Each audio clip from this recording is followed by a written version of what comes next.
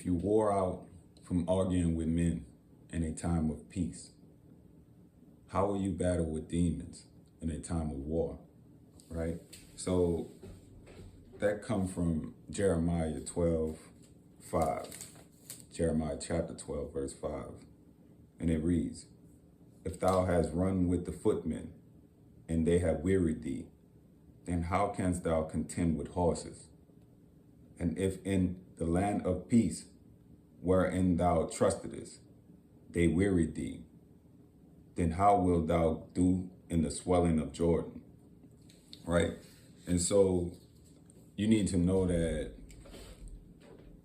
some of the tribulations that you going through preparing you for greater tribulations, and that some kind of way, well, the only way is through God, right? All things are possible through God, that you would be able to find some type of peace in your tribulation, because unfortunately there may be greater tribulations ahead for you. So I'll go to Matthew chapter 10, verse 22. Well, I'll start off at verse 21. And the brother shall deliver up the brother to death, and the father the child. And the children shall rise up against their parents, and cause them to be put to death. And ye shall be hated of all men for my name's sake. But he that endureth to the end shall be saved. Right? So that's completely heartbreaking to think that you would have to go against your family, to know that you would have to go against your family, your loved ones, all the people that you care about. But not one word falls to the ground when it comes to the scripture, meaning that they're not void. These are true words that if you truly plan to endure to the end, you will suffer these fates, right? Going right back to Jeremiah 12, verse 6, right? For even thy brethren. Well, I'm going to start off at 5 again because I love this verse so much, and I try to keep it in my head. If thou hast run with the footmen, and they have wearied thee, then how canst thou contend with horses? Meaning, if you done ran with men and you wore out from that, what make you think you gonna run against a horse? You know? And so, and if in the land of peace, wherein thou trustedest, they worried thee. If in peace you was wore out, you anxious, and you can't function, then how you gonna do in a time of war? You're gonna fall apart.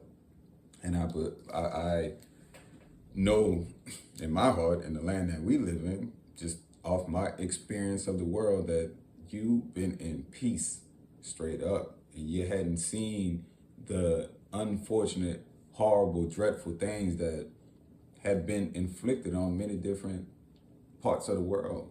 Hunger, famine, missiles all over your head, gunfire all night. Some people in the hood had to endure it. I remember growing up and, you know, having to hear the small arms fire all night. But I assure you, it ain't nothing like a mortar hitting in the middle of the night and the earthquake happening. You know, like, it's a whole different ball game. And so, for even thy brethren, this is Jeremiah 12, verse 6, for even thy brethren in the house of thy father, even they have dealt treacherously with thee. Yea, they have called a multitude after thee. Believe them not, though they speak fair words unto thee. Believe them not, though they speak fair words unto thee. I did one teaching about smiling, right? And you know, it's good to smile when you're happy. I'm not saying walk around with a frown on your face, but if you think about the animal kingdom, when the animal show his teeth, he about to attack. So all these people with these honey words showing their teeth all the time, hey, you know, all this smiling. I'm like, what you smiling for? Ain't nothing to smile about. We talking about unfortunate things. I don't want to see you smiling at my misery. That's inappropriate. And so A lot of people think that's their go-to reaction to, you know, use flattery. I don't like flattery. I don't like too many compliments because I feel like there's a darkness behind that. And so you got to know that your enemy going to use fair words to deceive you. He trying to make you soft and unfit for the world, unfit to defend yourself, knowing that, as it is stated, you're going to be hated by all men for my name's sake. And so you got to know that you had been chosen from the womb. And we go to Jeremiah 1:5. Before I formed thee in the belly, I knew thee. And before thou camest forth out of the womb, I sanctified thee. And I ordained thee a prophet unto the nations.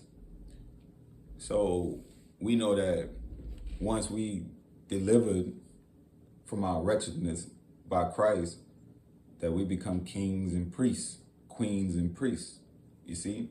And so, and prophets, right? As I'm gonna pour out my spirit on all flesh. That's Joel 2:28.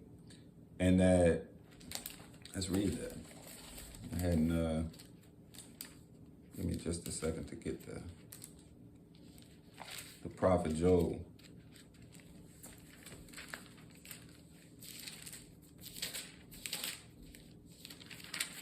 2:28.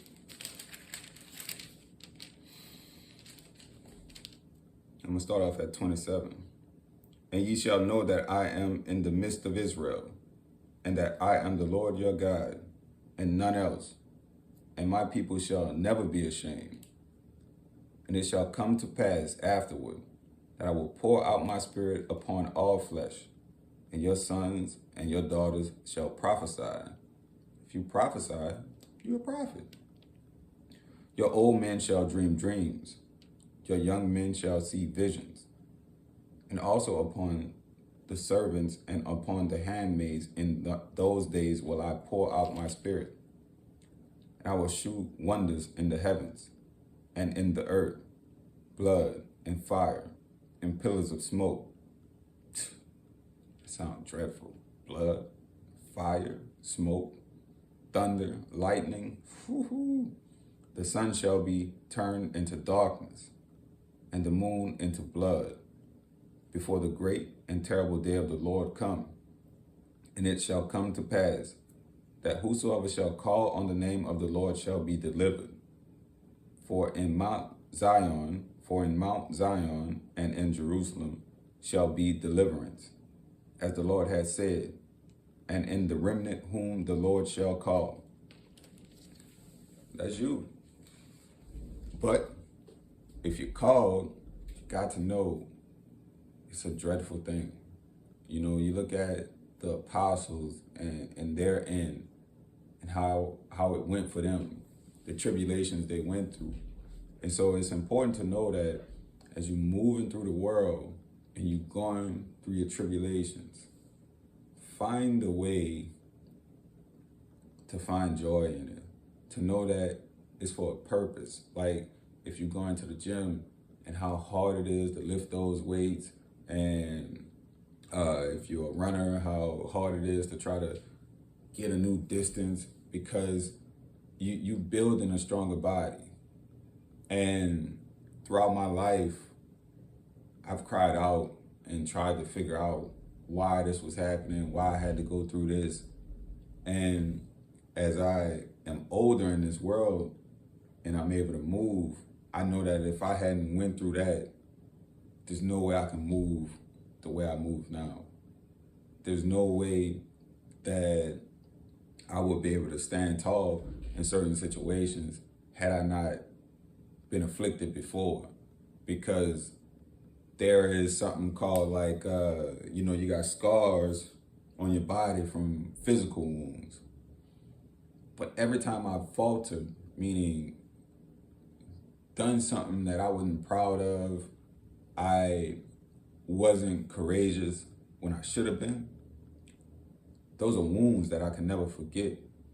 And I try my best to never let those things happen again, because I know the the baggage I'm gonna carry if I falter, because I won't forget it later on if the good Lord give me more years. And I'm like, I don't want that baggage. I'd rather go in the hole than have that baggage of not standing tall.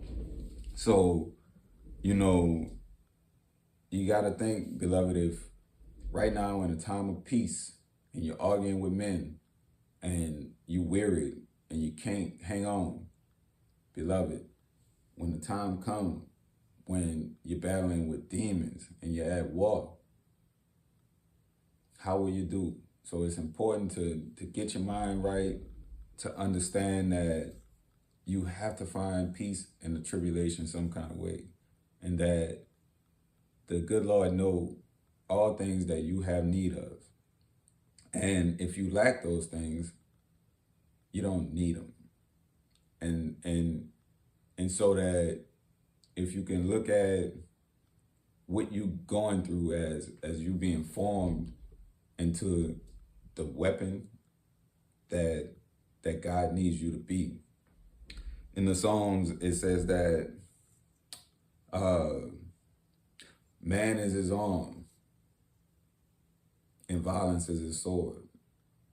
And that's how God goes and inflicts his will, right? And it could be on his people, on his enemies, right? Because God creates all things, good and evil, all things. You know, like they talk as if there's a war with the enemy and God, but that all that stuff is already finished. It's already done. You know, and the real war is for your soul. Excuse me, because what the devil is trying to do is drag you down with him, because his fate is sealed. The created thing can't make war with the creator. It's not like us. We done created something that's about to make war with us.